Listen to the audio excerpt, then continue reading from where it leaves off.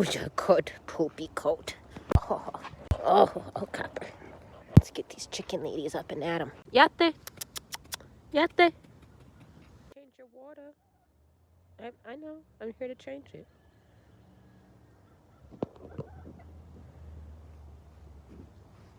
You coming out? Yate been Shema. So we had to start over because those other eggs did not make it.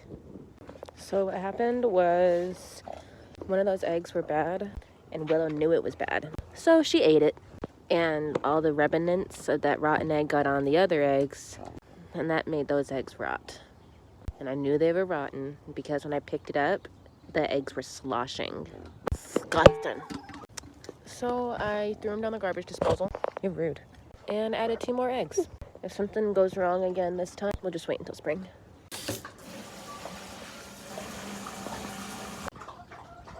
Sing to me, baby.